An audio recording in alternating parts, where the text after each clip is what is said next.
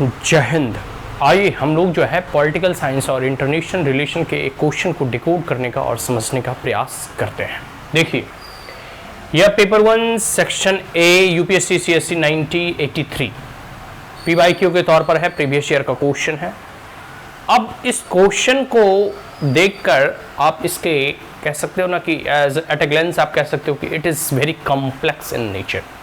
देखो, क्वेश्चन समझने में थोड़ी बहुत डिफिकल्टी हो सकती है। जब भी हम क्वेश्चन को पढ़ते हैं तो एक बार, दो बार, तीन बार, चार बार, पांच बार पढ़ें, फिर क्वेश्चन को आप इन बिटवीन द लाइंस क्या उसमें पूछा जा रहा है वो समझ में आएगा। बट इस क्वेश्चन या कोई कथन दिया गया है, इस कथन के पीछे अगर किसी एक विचारक का, किसी एक फिलोसफर का, किसी एक पॉलिटिकल साइंटिस्ट का, किसी एक स्कॉलर का अगर नाम दे रखा है कि यह कथन इसके द्वारा कथित कही गई है, ठीक है, कथित या कही गई है, उस परिस्थिति में तुरंत हमारा दिमाग प्रोसेस करना प्रारंभ कर देता है कि अच्छा ये अरिस्टोटल का कथन है।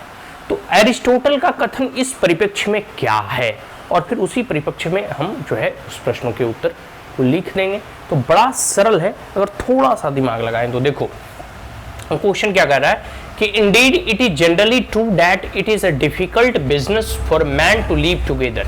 यहाँ देखो हम इसको तोड़ देते हैं फ्रैक्शन में, और जब कोई क्वेश्चन बड़ा हो तो उसे तोड़कर या उसे जो है कह सकते हो कई पार्ट्स में जो है तोड़कर समझने का प्रयास करना चाहिए।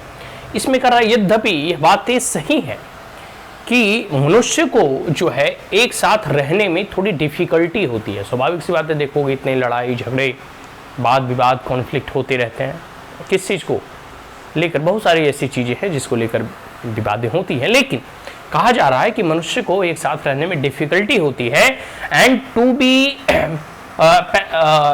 B partners in any form of human activity. और किसी भी चीज़ में जब पार्टनरशिप की बात आती है, सहभागिता की बात आती है, तो उसमें तो और डिफिकल्टी होती है। लेकिन यह डिफिकल्टी लेवल और बढ़ जाता है, but it is specifically difficult to do so when property is involved.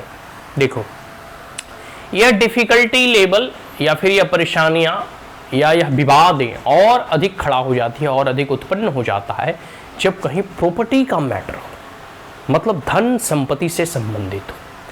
अब यह कथन जो है अरिस्टोटल के द्वारा कहा गया है, या अरिस्टोटल के कथनों के से यहाँ अंकित किया गया है, लिखा गया है, आपको प्रश्नों के रूप में दिया गया है।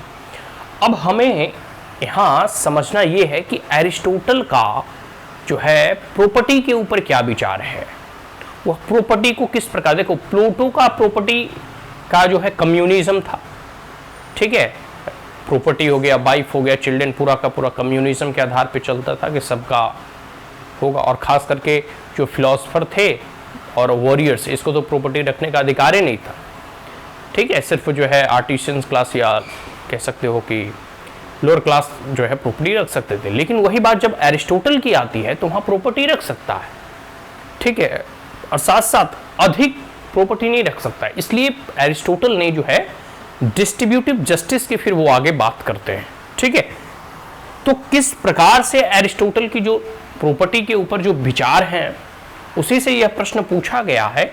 ये थोड़ा पढ़ने में या सुनने में या समझने में अटपटा लग सकता है, लेकिन अगर आपको एरिस्टोटल के प्रॉपर्टी के ऊपर और डिस्ट्रीब्यूटिव जस्टिस के विचारों से अगर आप जो है अभी तक परिचित होंगे तो इस प्रश्नों का उत्तर आप आसानी से लिख सकते हैं कि कैसे एरिस्टोटल प्रॉपर्टी की रखने की बात करते हैं, लेकिन साथ साथ वो कहते हैं कि डिस्ट्रीब्यूटिव जस्टिस होनी चाहिए, मतलब किसी के पास एकदम अधिक कथा संपत्ति नहीं होना चाहिए, कोई एकदम गरीब भी नहीं होना चाहिए, ठीक है। तो ये सारी चीज़ें हैं, ठीक है। अब हम आशा करता हूँ कि क्वेश्चन समझ में आ गया होगा। हम यहाँ बस समझ रहे हैं, जब कभी हम इसकी डिटेल आंसर राइटिंग करेंगे, ठीक है, तब हम इसे लिख कर भी देखेंगे।